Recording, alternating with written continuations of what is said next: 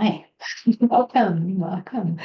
So Natasha has joined me earlier to do a mystic conversation, and we're going to do another one based on the original one, but only the end bit. So the colour one that we were discussing, if you want to go back to that, I'll put the link in under this to see what Natasha was doing as I was doing the meditative connection. She was also doing light weaving, handwork, etc. So we were discussing it afterwards. Yeah, we just watched it back and it was quite funny. I said it's almost like energetic sign language, because Megan would say something and my actions with my hands would at the very same time sort of represent that, like excitement, she said, and I started doing something and lots of different things. Expansion, and you were doing stuff like this. But the thing that made it different to sign language was she wasn't hearing it and then saying it, or signing it. She was saying it just, or doing her signs just as I was. So if I changed into a new sentence and a new part of the subject, she was changing her hand movements exactly the same time. So it was completely synced in the process of what we were delivering, my part and her part. And so you'd mentioned that, and then I actually just said, well, actually you're doing light weaving and you're doing dragon magic. Now that reminded me then, because I was like, well, it's not that you are pulling through dragons and their energy, she is literally doing dragon magic. So the same way or formula that a dragon does its magic, she was doing the same thing. How a dragon delivers that through its body is different to how she was delivering it through her body, but it is the same thing. So what we're talking there is magic. And magic, I went on to sort of have a conversation, but I'll just go where it goes now. Magic is, from my understanding, we have these natural forces. We have what I call the phenomena, which is the water, the stone, the wind, and the trees. I was trying to think, what the hell was the trees? All of those represent the phenomena. We then have the flames, and so there are 4 major flames of light or energy and heat, that kind of thing. And then, but when they get to a certain frequency, they don't actually have heat in them, by the way, but they're alchemizing. And then we have the light itself, and the auric light, and how light in molecular state works, its variances of it. So those have kind of been what I have called the force, but the 4th part of that was shown to me as magic. So there's elven magic, there's genie magic. Genie magic can just think of something and it appears. Think of Aladdin. What's the movie, the Disney movie? Aladdin and Aladdin, isn't it? And there's the genie, right? And the genie he's suddenly trying to give all these things to Aladdin. Do you want one of these? And he's just popping it up. It just appears. This thing is made. That's genie magic. So all these different types of magic, which I haven't fully understood, but I have an awareness that as consciousness, we know them all. Not all of them we're going to use in this lifetime through this body, but we are awakening them again. And they are innate intelligence through us, because they are operated through us as often via aspects of our own self within ourselves, but also just by the magic of source itself. We are nature. We are being the nature force. We are operating that way. So you can think of magic too, like witch magic, which often is spells. So you are spelling with words. You are using your body to create the spell. You can look at herbal and druid magic, pagan magic, if you might, or whatever you want to call that. Druid is what I usually call it. That herbal style magic, where you use your hands and your intuition and so forth, and your spirit connection to go and collect the particular herbs and aromatics and so forth, and put them into certain combinations, do certain things with them. It creates magic. It creates healing. It creates experience. It creates molecules. It changes molecules, right? All of that is the magic. So the dragon magic that Natasha was demonstrating to me at the time was part of her knowledge of how a dragon works. And I relayed a past life that I had awoken to in that semi-state and had a dream of, not a dream, that's not a dream, where I was in a big theatre witnessing dragon dancers. They didn't look like dragons, they looked like humans, they looked like humanoid. I knew I was on another planet. Everybody in the audience was a variance of many different beings from different planets. We were watching these 5 dancers, I think 4 or 5 dancers, moving their hands in these patterns, moving their bodies in these patterns, weaving the light. And actually what we could see, and what, you know, humans have not been able to see, but what we could see was all the glyphs, the way the light was moving, the colors, the sound. The whole thing was a performance, but it was a healing performance for those who needed it, an upliftment. It was a remembrance. It was a celebration. It was an entertainment, but it was this dragon dance, this dragon magic, this utilizing the light in that way. And so, yeah, I just conveyed that. And I was just saying how that's literally how I see it in my head. Like when I can feel as though I'm moving and swirling and doing all these motions and things that my physical body in this human state can't actually do. I can see all these lights and fractals and different things. And then I can also not necessarily hear, but I know that there's sound and frequency as well. So it's like very interesting because like that's going on inside my head. And I might just be doing that, or even just looking. Yeah, well, you were doing sort of a lot of this and twisting your fingers in and, I don't know, doing stuff like that. And it's just finger work, right? Yeah. But handwork. But it's so much more than that. And Yeah. that's what we're all opening up to, this multidimensional nature of our mystic creations and how we create. And this remembrance is happening through us. And it's interesting because when Natasha said, oh, do you want to do a video about this? I got all freaked out. And she said, oh, is it because, you know, people are going to think you're weird? No, my human doesn't give a rat. Think as weird as I, yeah, but I'm weird. I don't care. It wasn't, Weird. yeah, open it. It's interesting. No, it wasn't even that. It was just my body had a reaction because to me, I've been knocking up what I feel like is a last hurdle. Is it a last hurdle? No, I'm sure there's plenty freaking more, right? But it just feels like I'm right up against this hurdle at the minute. And perhaps you'd call it an initiation, because an initiation comes to a choice point. You choose to stand at the hurdle and do nothing. You choose to remove yourself and go back, or you choose to step over the hurdle, climb over the hurdle. It doesn't have to be pretty. It doesn't have to be right. You could even push the hurdle over and just keep going. But it's the going. It's the I am following that force within me, that nature force, that source that wants to happen.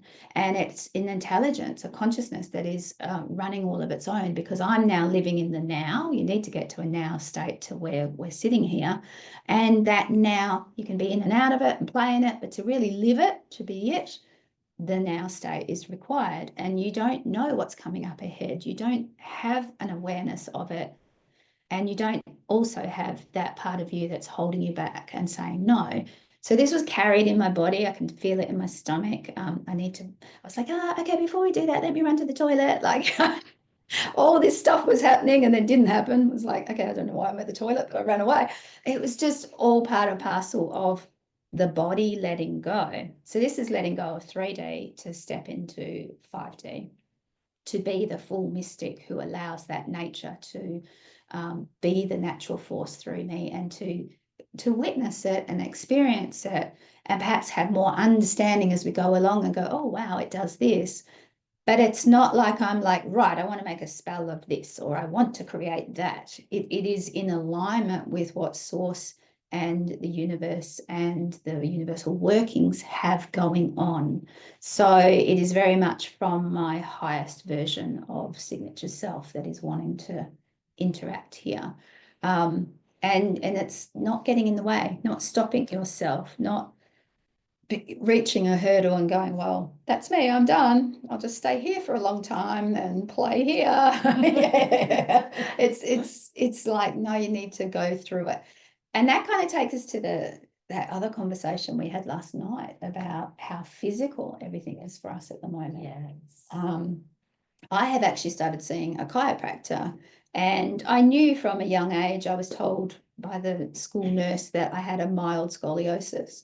That scoliosis is now what she's addressing. Having passed through menopause, my structures are changing, but that's all from a 3D point of view that I'm saying this.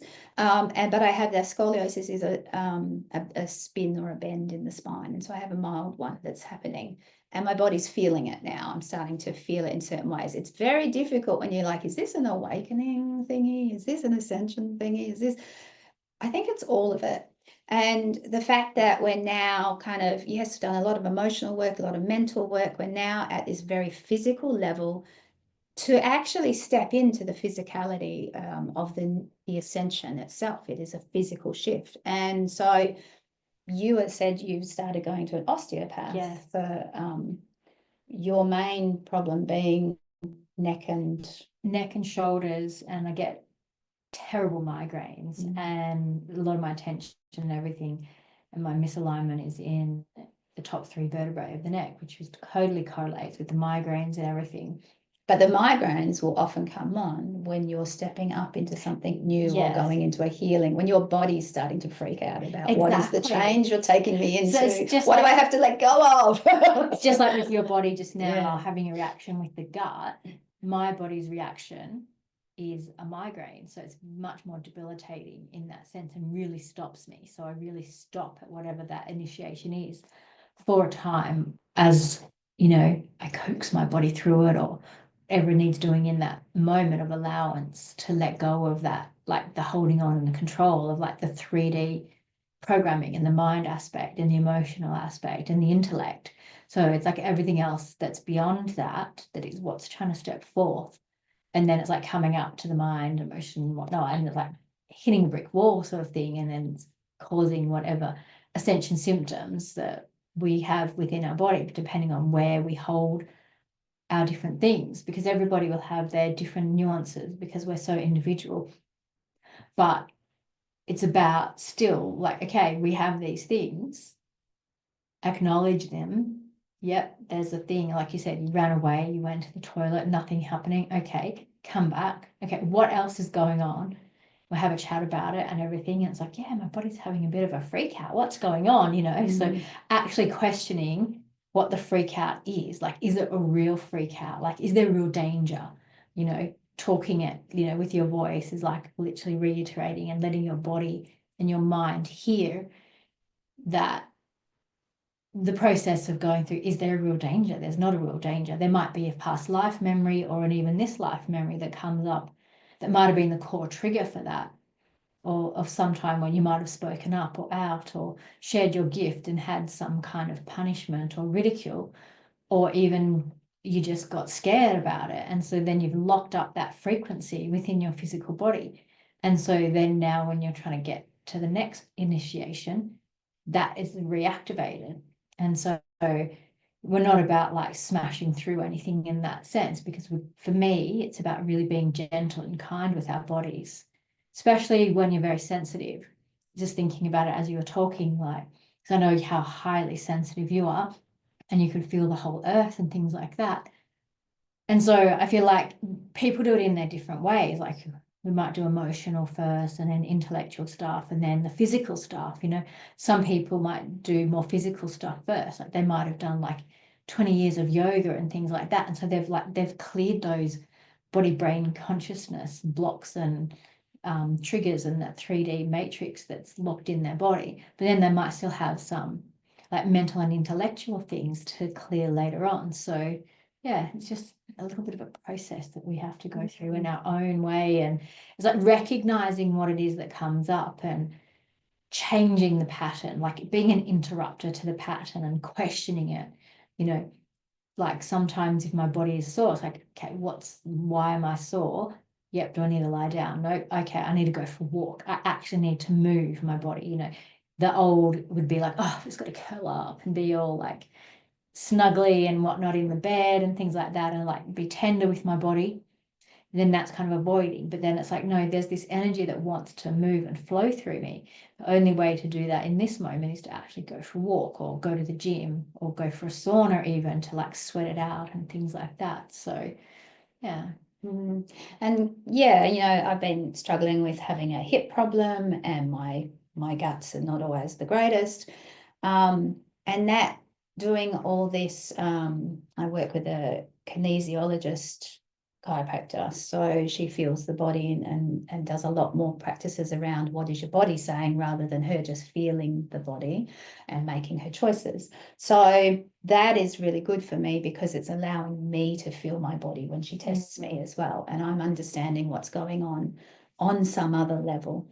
And it is about my gut and my system there inverting. It is about it going beyond the 3D version of what does the gut do, what's it here for, to that other version of it being a doorway or a node for life to come through, and energy to come through, and magic to come through, because that's the creation that we are, right? So it's about turning on those creative organs, which are the organs we know. We've already been turning on our heart. Everybody knows to turn their heart on, start at the heart, those sorts of things. We work with the chakral nodes, etc. But then we actually do need to get to this point where our physical organs and our glands are changing up, and we're actually bringing some new ones on board. They are there wanting to come through, and that's why the body is flipping out, and it needs help. You need to support it on both levels.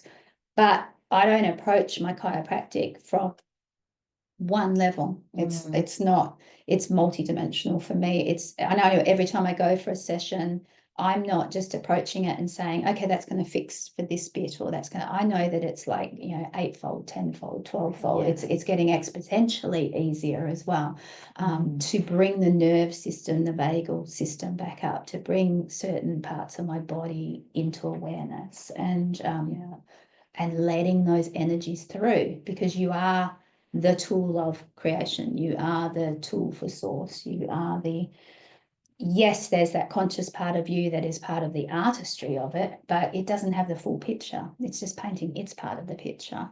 And so you co-create, like we just did, where I'm sort of doing the meditative inner sync work with the wonder and the amethyst, and you were doing the actual weaving of light and showing how to change that in the physical body, and opening up doorways on a multidimensional level, and whatever else, right? I don't know what that phenomenal magic is, nor do we need to know. We just need to get out of our own way and let it happen.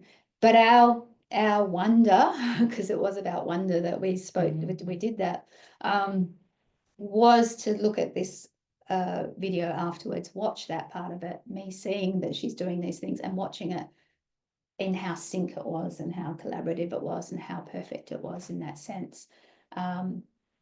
Just come, that's 5D, that's living 5D, that's living mystic 5D plus. That is exactly what we're aiming to be, spirit connected in the management of our energy, but we're not the ones overseeing that management, right? It is our higher selves, or the source self, signature source self, all of that, the whatever else, right? It's more than, it's the more than you that you are, the what you know. And you know, we've been bringing all these timelines of self, and these facets of self, these different soul parts of self together, to really harmonize and take out all those bits. When that past life came up for me way back about this dragon dancer, it was because I had been abused as a dragon dancer. My magic had been used to tantalize and control certain people.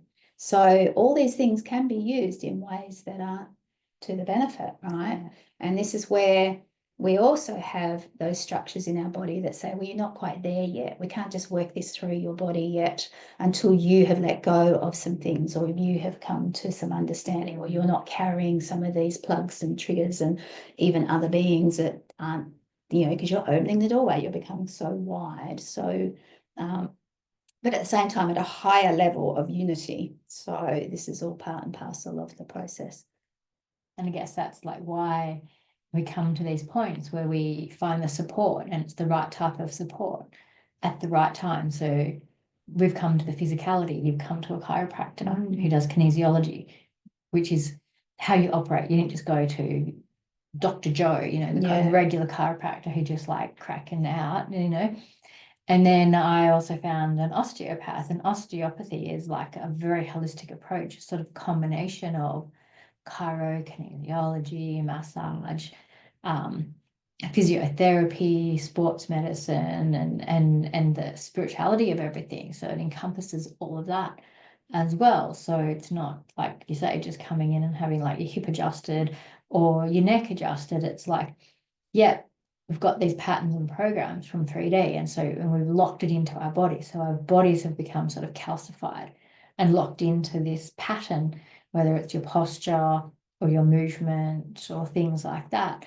It's all locked in, and then that creates the other issues and things that follow. Like Megan said, going through menopause and the body has changed, and then it's like we've both done a lot of the emotional and spiritual work, and it's like, right, let's get this body on board now so it can be optimal and hold as much frequency and light as possible so that we can live in that 5D in this physical body, because it's not about leaving our bodies and transcending this human life. This is about bringing source and radiating source and all of those magics from within this body, you know, this one here, this one right here. It's like it's the one and only that's here right now, and everything is sort of happening at once. And this is where our focus is now. So if you bring all of those timelines and other lives and those magics and experiences into this physical body, it's a little bit of work for the body to actually hold that. So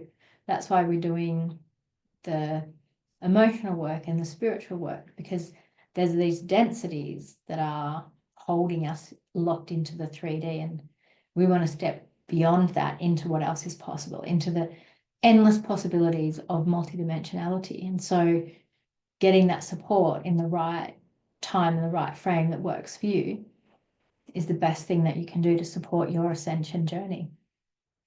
Absolutely. I think we'll stop there. Okay. There's so much more you can always talk about, but yeah, just the awareness that your magic wants to come through you, your body is opening to that, and allowing yourself to do it, having that deeper knowledge of, I know it, I just need to let myself do it, and what is in the way for that, what else, other supports do I need, what else can I do?